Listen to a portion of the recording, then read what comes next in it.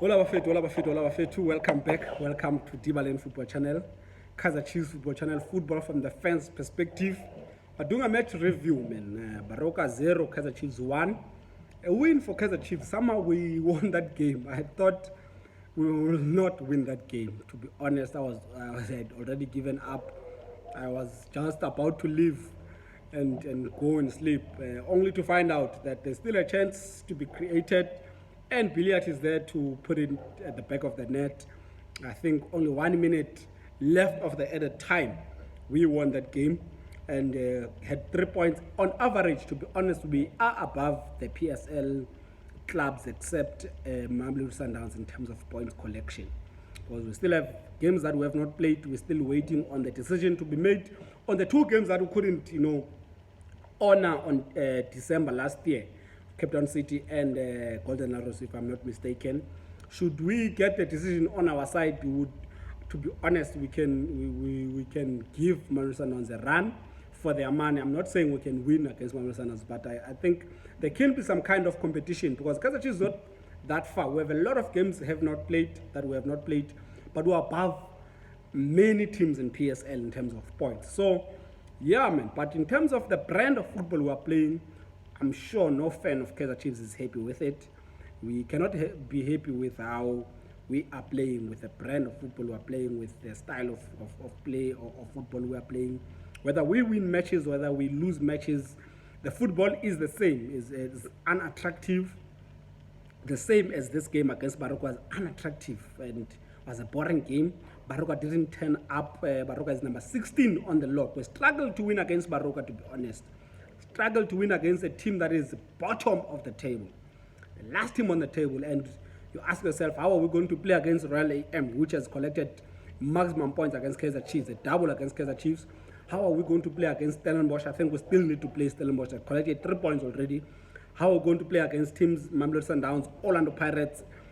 How are we going to play against the teams, on the middle of the table and up top of the table?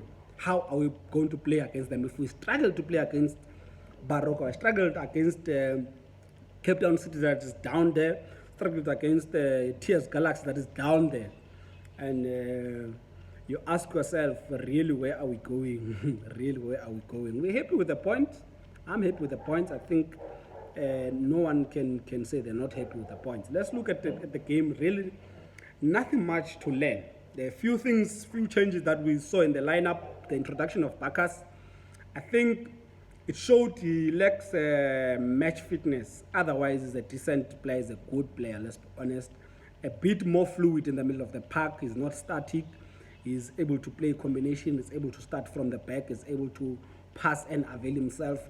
And they played very well with Nange. To be honest, they played, let me say very well, but it was a decent, turn out. It was a decent turn out. It was a decent performance. We cannot falter them that much. Remember, we're playing 5 defenders, and there's a gap in the middle of the park. They need to compensate for that gap. There's also a gap in terms of playing up front, because even up front, the players, the front three of Kaizer Chiefs doesn't drop back, does not drop back. They are so isolated, so scattered. So the middle is also scattered. We're just disjointed in terms of the system. We're disjointed in terms of the back line, the middle, and the front is just disjointed, to be honest. But Bacchus played well. Didn't expect him to finish the game. I didn't expect him to play up until I think he came out very late. I think when it was like 10 to 15 minutes left, that's when he was substituted, because he was injured, not because of anything. It's because he was injured or he was tired, couldn't finish the game. Blom at the right back. Whether you put him right back, midfield, I think he can even play as a goalkeeper. Njabulo Blom, he's a very good player, gives 100 for Kaizer Chiefs. All the games Kaizer Chiefs has played, Blom has consistently given us 100. The game against Baroka was doing very well, man. The covering of the space, the link up play, he can play with the player next to him in the middle of the park, he can play on the line, he can play next to the line, he can drift in, he can put on the crosses, and then one-on-one situations he wins, tracking back he wins. I think he doesn't even put a single foot wrong, Njabulo Blom, and credit to him. Credit to him.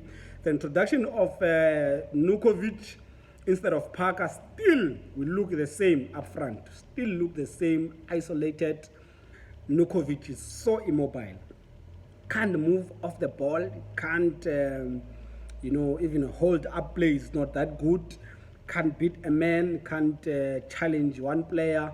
In terms of passes, short passes, is just, he leaves the other two guys around him isolated.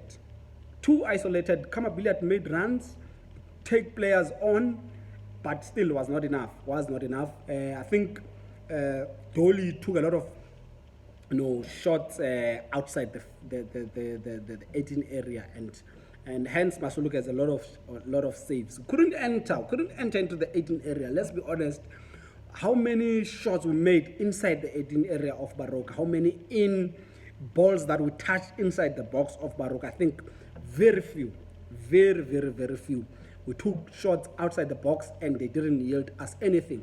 All of them were collected by Masuluka. And you would think that the Chiefs created chances. If you look at the stats, shots on target, shots off target, you will think we created chances. To be honest, many of them were shots taken outside the box, and not enough, man. It's just not enough. Nanga missed chances, Dole missed chances, few were saved, and there were chances, man.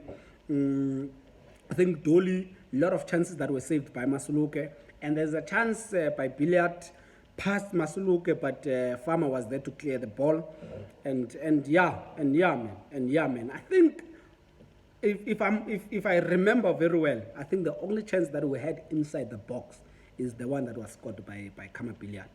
And then the other thing that is worth noting, the bringing in of Sekgota very late in the game. I think it was like 1 minute left on the added time.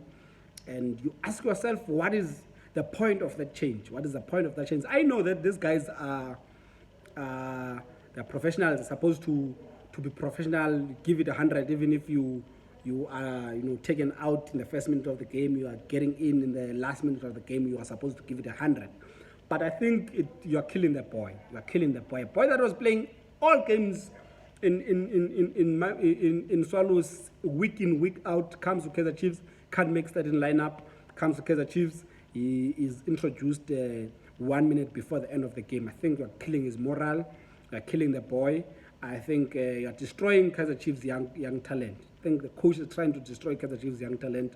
We don't know what is happening. Nkosini Dipile is on the bench. He's backed, but he's on the bench. He's not playing. And yeah, man, here's a case that I want to make. Bakas is injured. He's taken out. And Radebe is in. Sabelo Radebe is in. And you're thinking, if Bakas was not injured, he was not going to be taken out. So the first change. But the boy comes in, man. He gives 100% performance.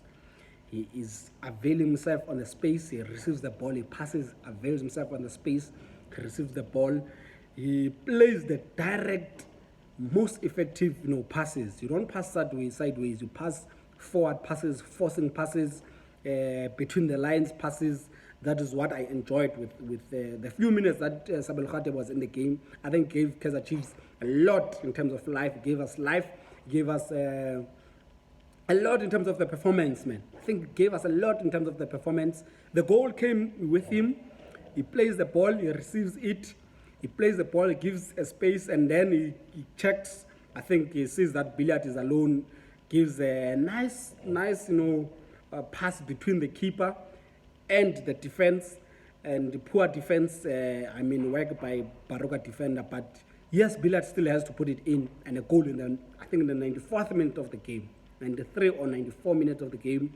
It's a goal, Billiard, but very well taken assist and through pass by Sabelo Radebe. And you ask yourself, why this coach does not want to play young guys? Whenever the young guys are on the match, they give 100. Frostler gives 100. Njabulo Blom gives 100. Nkosini Dipile gives 100. Sabelo Radebe is here now, gives us an assist. They won us that game. 100% performance. They show that they want to play for the club. They want to assist the club. They want to see this club winning. And they have big hearts, these boys. But I'm telling you right now, Next game against the Orlando Pirates, the boy won't even make it, even as a sub. Come the next game after Orlando Pirates, the boy won't play. He will be played after when we're forgetting about him and there's some player injured. Then say let's try him in, let's try him out, and he gives us a performance like this. But he can't he can't convince the coach. The coach does not want to believe in the young guys. So I don't know, man. We can't face Orlando Pirates this way. We're playing Orlando Pirates on Saturday. We can't face Orlando Pirates this way. In the middle of the park, we're disjointed. Our front three disjointed. The defense still looking less confident, except Dube. The whole defense less confident. I don't know how are we going to play the game against Orlando Pirates. Other than that, let me hear from you. What are your thoughts about this game? Dibalen Football Channel, Kaizer Chiefs Football Channel, football from the fans' perspective. I'm not happy with the performance. I take the points. I sign out.